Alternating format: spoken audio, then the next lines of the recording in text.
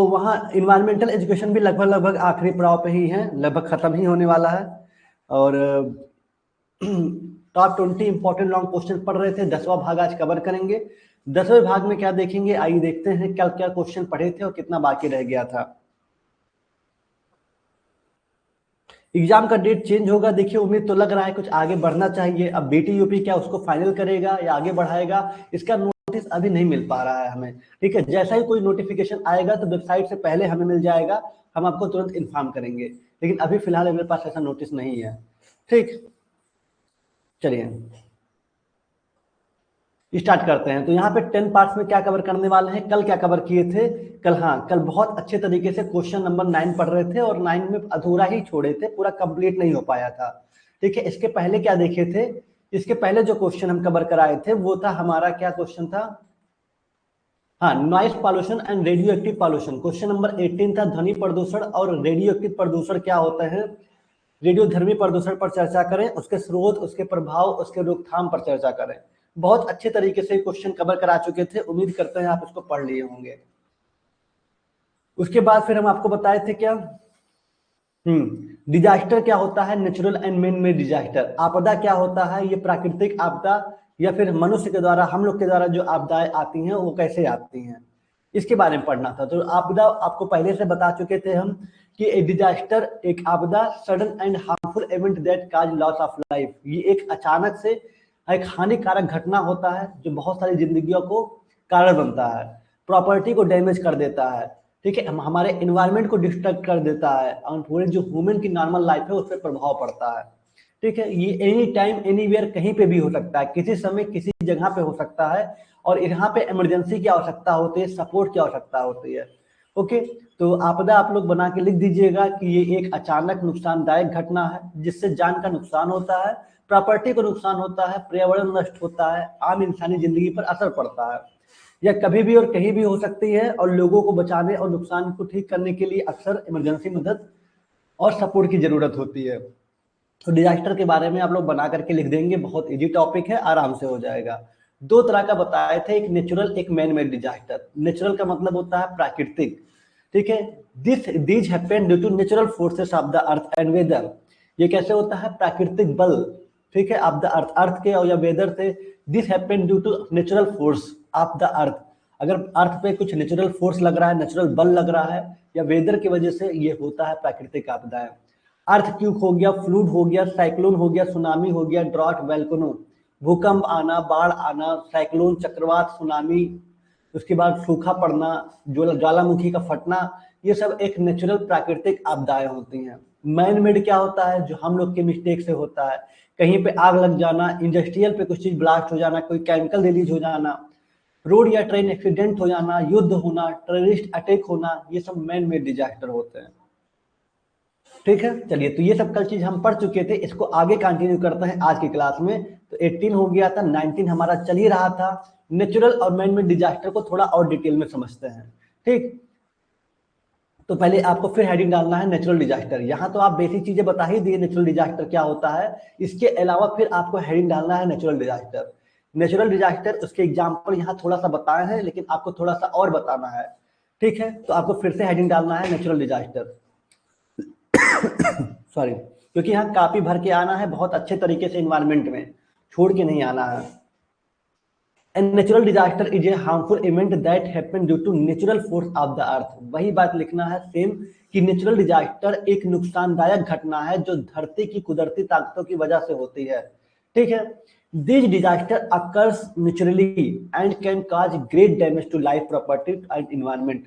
ये डिजास्टर क्या पाया जाता है, अकर्स पाया जाता है, प्राकृतिक पाया जाता है, and can cause great damage to life, और ये बहुत सारे लाइफ, बहुत सारे चीजों को डैमेज कर सकता है, उसका कारण बनता है, बहुत सारी प्रॉपर्टी, जमीन वगैरह को खराब कर देता है और एनवायरनमेंट को पूरी तरीके से नष्ट कर देता है।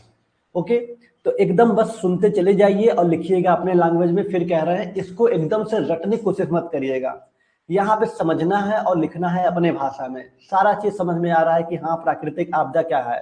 आप ऐसा नहीं कि भूकंप 2015 का नहीं देखे हैं या फिर जो 2013 में केदारनाथ वाला जो बाढ़ आया था उसको नहीं देखे हैं। बहुत सारी चीजें आप अपने लाइफ में देखे हैं, फील किए हैं, आपदा को फील किए हुए हैं। ठीक है, तो वो सारी चीजें आप बिल्कुल बना करके लिखिएगा। Human can not stop them, मनुष्य इसे रोक नहीं सकता, प्राकृतिक आपदा को मनुष्य रोक नहीं सकता, ठीक है, भूकंप आ रहा तो आप रोक नहीं सकते, but we can reduce their effect, बस इसके इफेक्ट को, इसके प्रभाव को कम किया जा सकता है, इसे रोका तो नहीं जा सकता लेकिन इसके प्रभाव को कम किया जा सकता है with good planning and early warning system. एक अच्छे प्लानिंग और अर्ली वार्निंग सिस्टम से इसको तो रोका नहीं जा सकता लेकिन इसके प्रभाव को कम किया जा सकता है, ठीक है। कह रहे नहीं, ऋतिक समृद्धि कह रहे नहीं देखा हूं सर। कहा नहीं देखे हैं आप, ये भूकंप नहीं देखे थे, भूकंप नहीं फील किए हैं, या फिर 2013 में जो केदारनाथ में बाढ़ आया था उसको आप नहीं फील किए हैं, जरूर किए होंगे। तो ये डिजास्टर कुदरती तौर पर होते हैं और यहाँ पे लिखा है great damage to life property, पर्यावरण को बहुत नुकसान पहुंचा सकते हैं। इंसान इन्हें रोक नहीं सकते लेकिन हम अच्छी प्लानिंग और पहले से चेतावनी देने वाले सिस्टम से इनका असर को कम कर सकते हैं।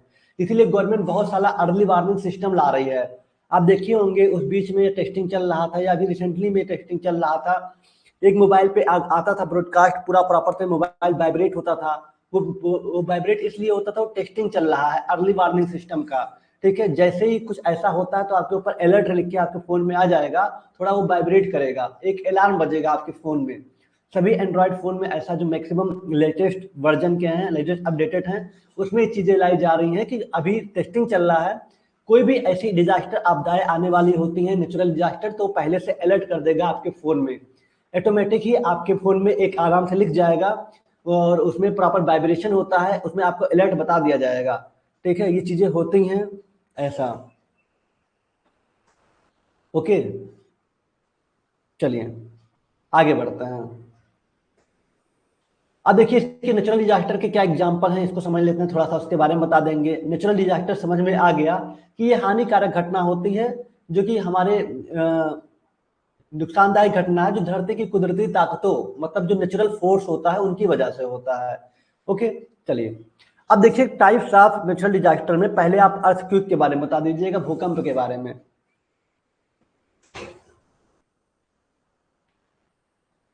चलिए अब यहाँ पे अर्थक्वेक भूकंप के बारे में आप बता दीजिएगा। सर कोविड-19 भी इसमें है? नहीं, कोविड-19 इसमें नहीं है अभिषेक जी, कोविड-19 आपका नेचुरल डिजास्टर नहीं कह सकते।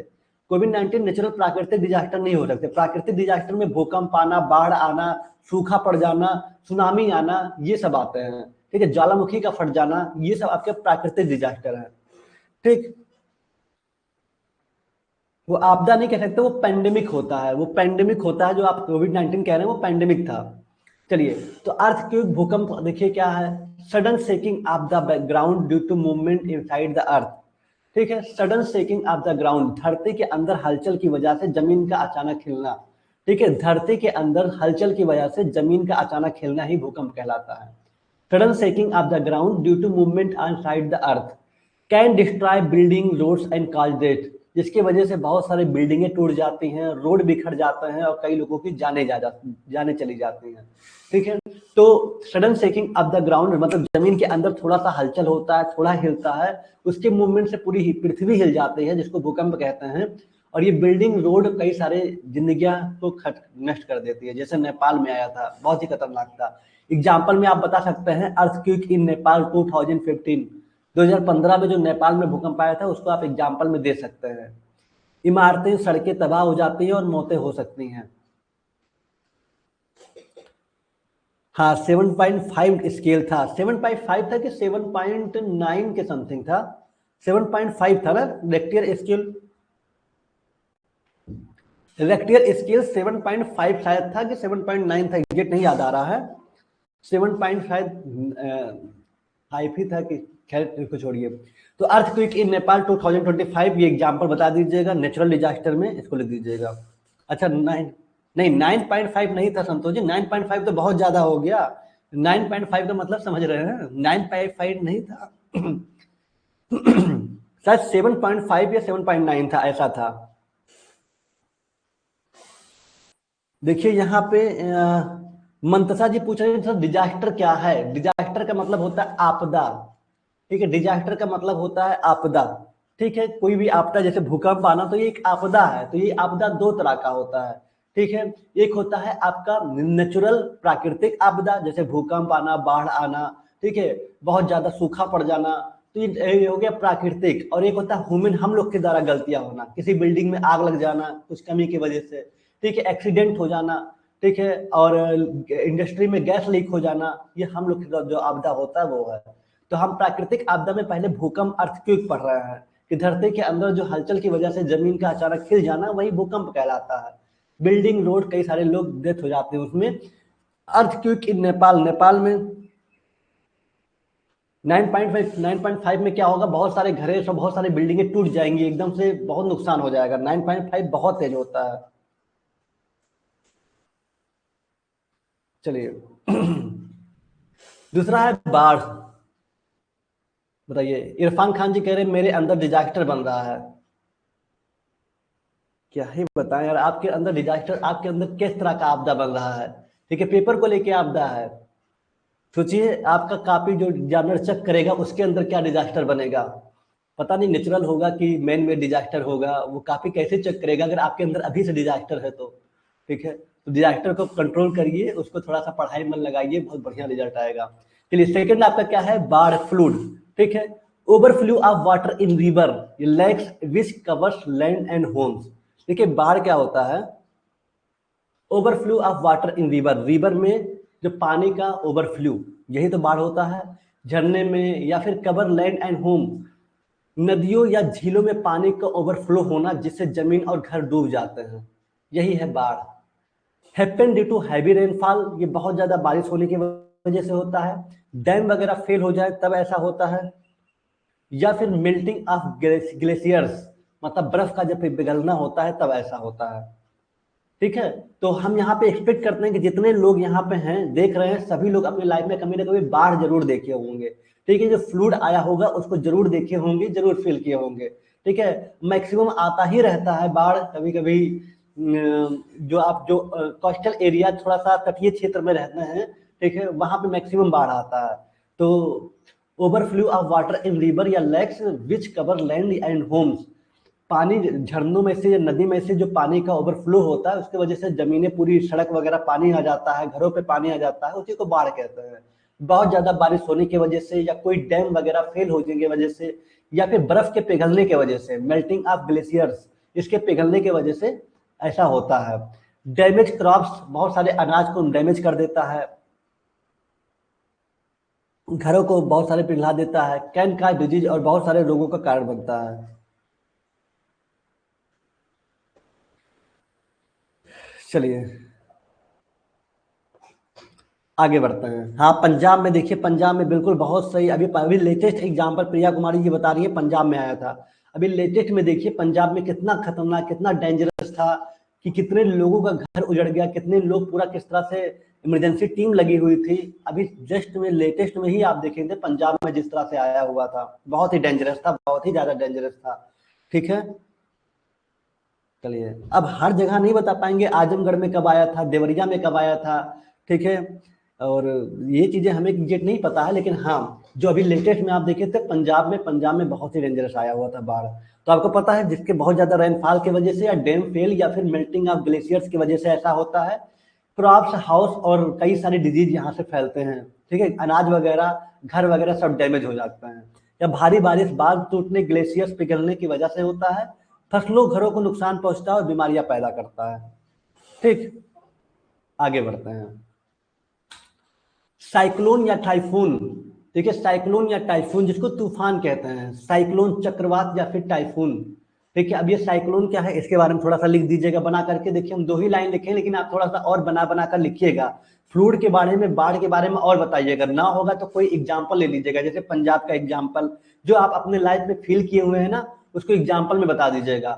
भूकंप में जब भी आप लिखिएगा प्राकृतिक डिजास्टर 5 नंबर का, तो अर्थक्वेक इन नेपाल के बारे में थोड़ा सा और बता दीजिएगा।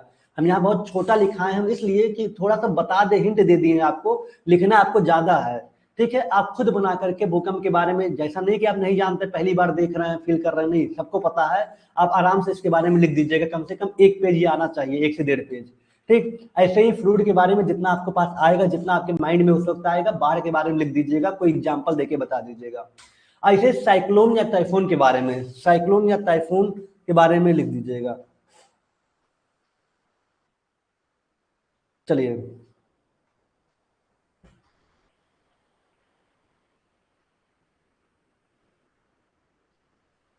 चलिए आगे बढ़ते हैं।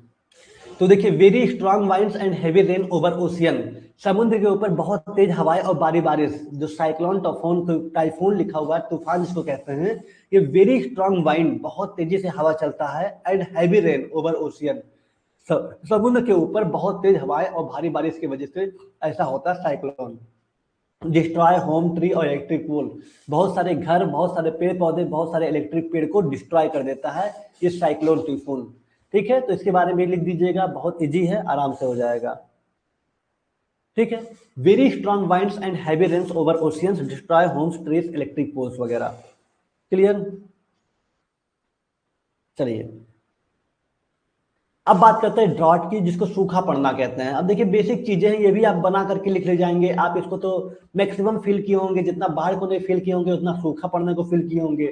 जिस तरह से हमारे एनवायरनमेंट में जिस तरह से पॉल्यूशन है, उस तरह से बारिश अक्सर सूखा तो पड़ ही जाता है।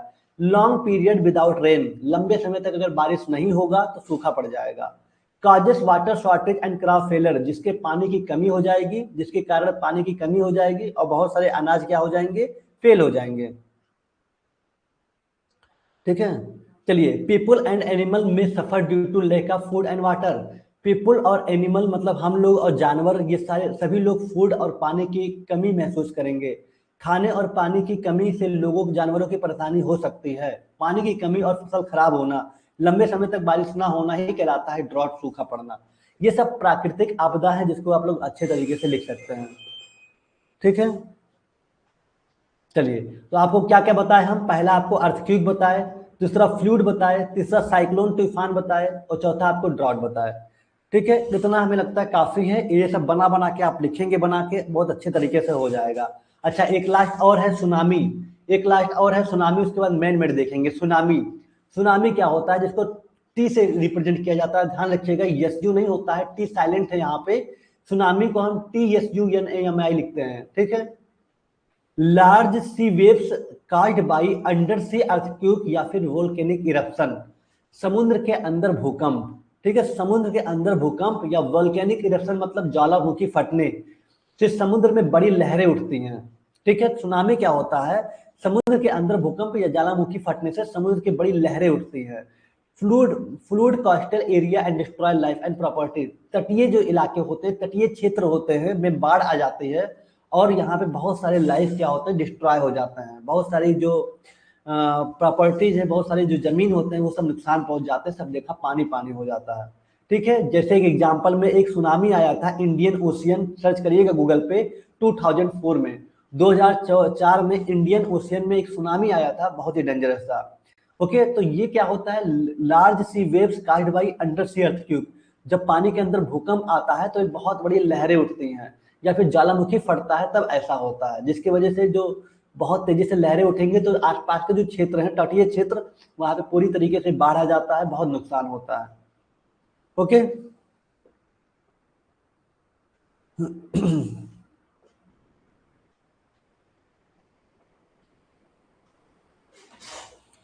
चलिए, तो ये पॉइंट ध्यान रखिएगा। सर मेरा दोस्त शिवम है, मर गया बिजली गिरने से। ओहो,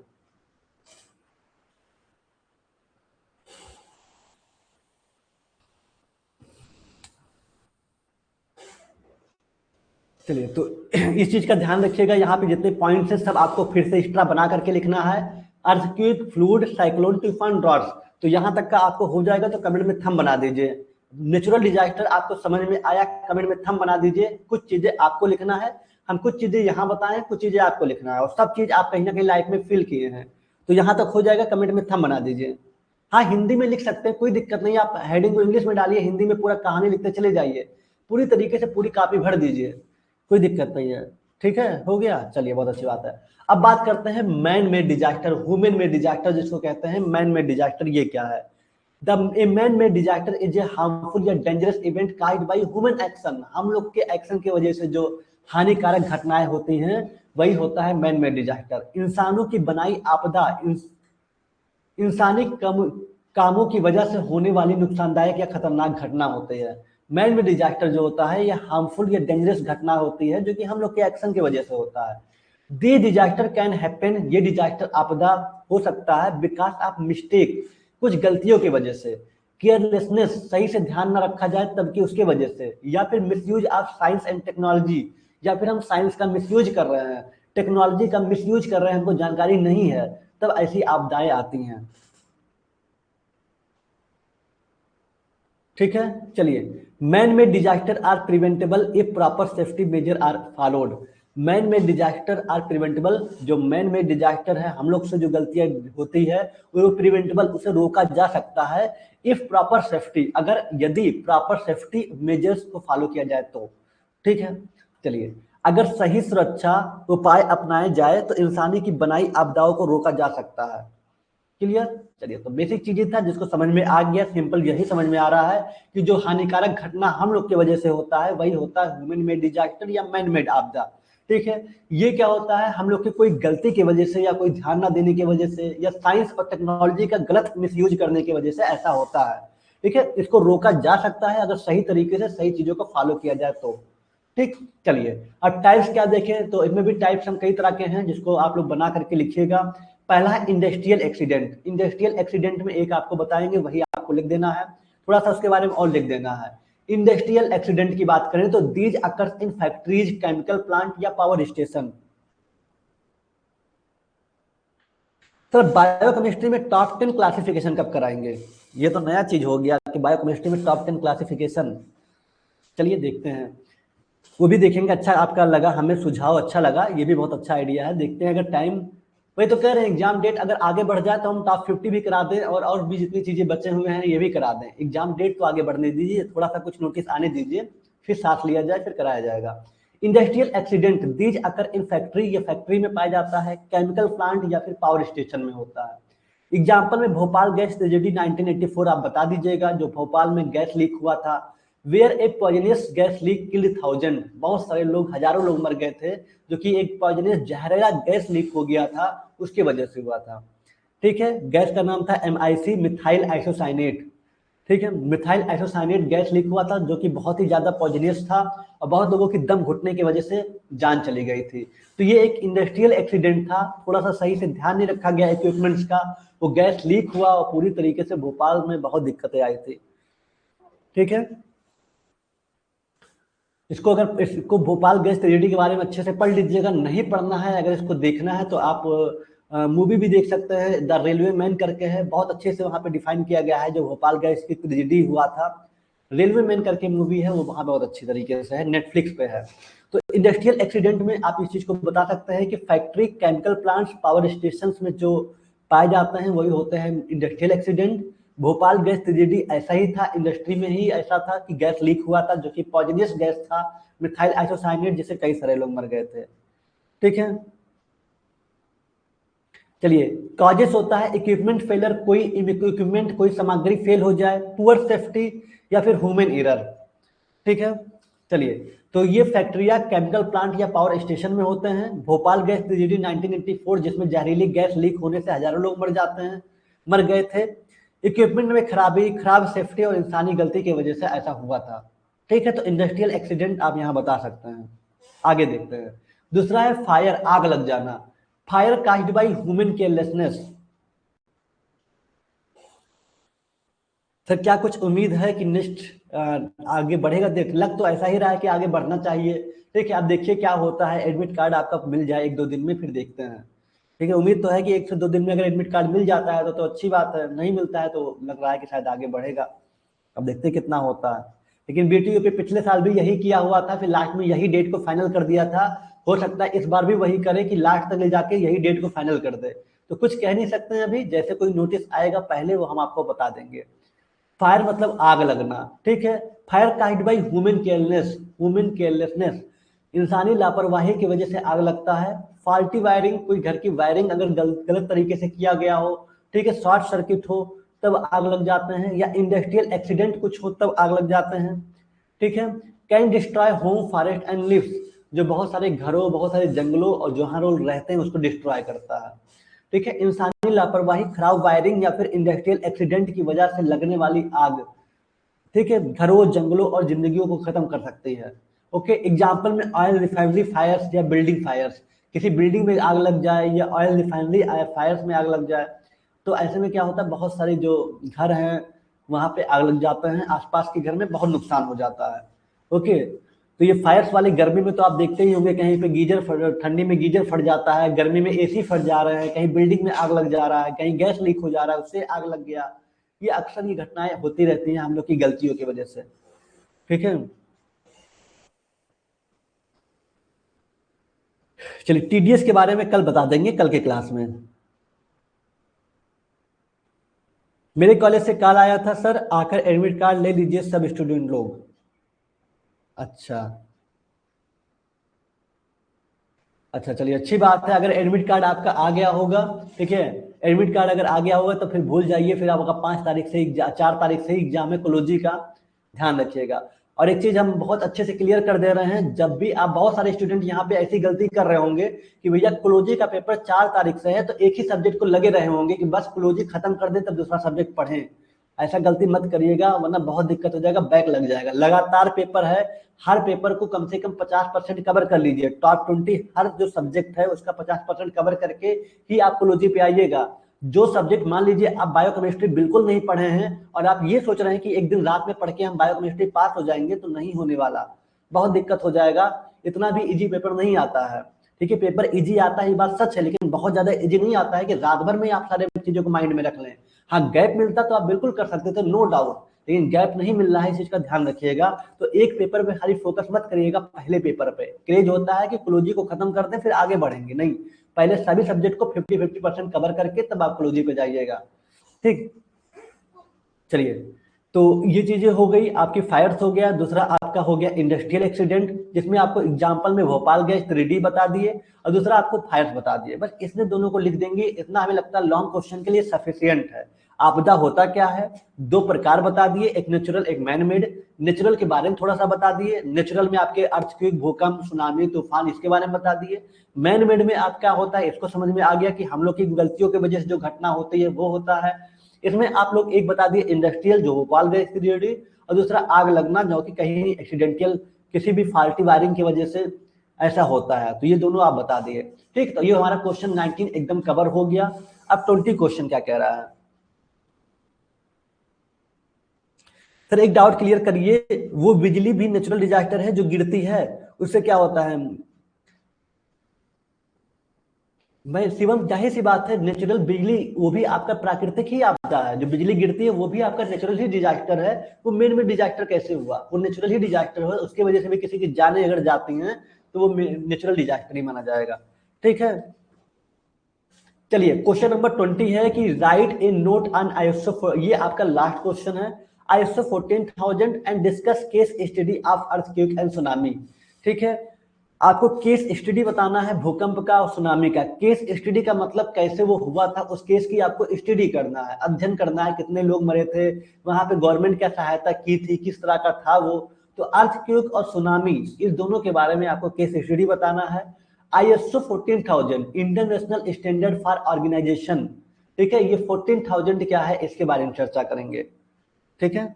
चलिए, मिथिलेश सर टॉप 10 क्लासिफिकेशन कराएंगे फार्माकोलॉजी में। अनुराग पांडे जी, वो मिथिलेश सर से पूछिएगा, अगर कराना होगा तो बता देंगे आपको, ठीक है। चलिए, तो यहाँ पे जल्दी से हम आईएसओ 14000 देख लेते हैं, इसको कवर करते हैं, ज्यादा नहीं थोड़ा देखेंगे, बाकी चीजों को कल कवर करेंगे। देखिए आईएसओ 14000 क्या है, आइए समझते हैं।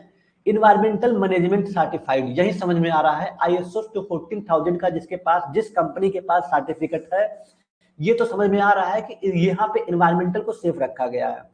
ये गवर्नमेंट के द्वारा लाया गया ही एक तरह का कह सकते हैं सर्टिफिकेट होता है। आईएसओ 14000 अलग अलग होता है, हर जगह पे देखे होंगे आईएसओ का बैनर होता है। तो आईएसओ जो सर्टिफाइड होता है 14000, तो इससे ये पता चलता है कि यहाँ पे जो भी इक्विपमेंट लगे हैं ये इन्वायरमेंटल को प्रोटेक्ट करने के लिए लगे हैं, मतलब इससे इन्वायरमेंटल का बहुत ज्यादा नुकसान नहीं होता, ठीक है, इसलिए सर्टिफिकेट मिलता है। अगर नुकसान हो रहा है तो नहीं मिलता है। तो हर कंपनी में कोई भी जाएगा, विजिट करेगा, तो सबसे पहले आईएसओ का सर्टिफिकेट देखता है कि यहाँ से इन्वायरमेंट को कितना नुकसान पहुंच रहा है कि नहीं पहुंच रहा है, ठीक है। चलिए, तो what is ISO 14000? ISO 14000 is a family of standard, ठीक है। आईएसओ 14000 एक फैमिली स्टैंडर्ड का, developed by the international organisation for standardization. International organisation for standardization इसका फुल फॉर्म है, ठीक है। या फिर आप इसको इससे कह सकते हैं इंटरनेशनल स्टैंडर्डाइजेशन ऑफ ऑर्गेनाइजेशन, ठीक है। इंटरनेशनल स्टैंडर्डाइजेशन फॉर ऑर्गेनाइजेशन, आप इसको चाहे पहले लिख दीजिएगा या फिर बाद में लिखेंगे तब भी सही है। जैसे आपकी बी फार्मा की बुक देखेंगे तो उसमें ऐसे लिखा है इंटरनेशनल स्टैंडर्डाइजेशन फॉर ऑर्गेनाइजेशन।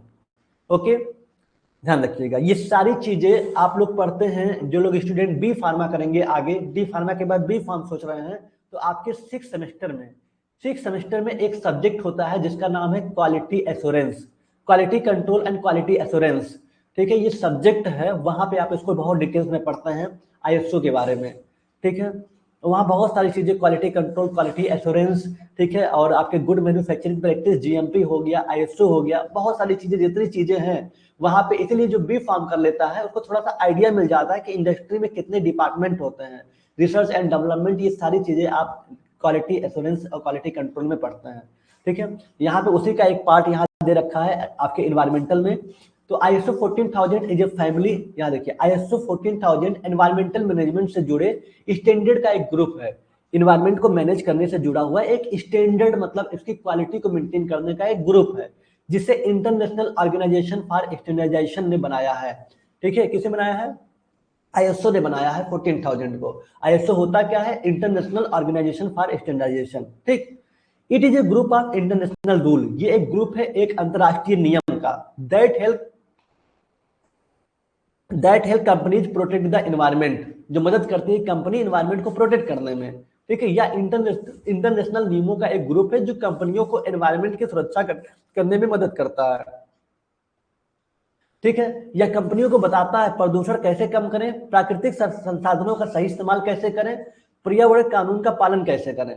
ठीक है, इट टेल कंपनीज, ये कंपनी को बताता है how to reduce pollution, pollution कैसे कम करें, how to use natural resource properly, कैसे प्राकृतिक स्रोत का हम प्रयोग करें प्रॉपरली तरीके से, how to follow environmental law, environmental law को फॉलो कैसे किया जाए, ये बताता है।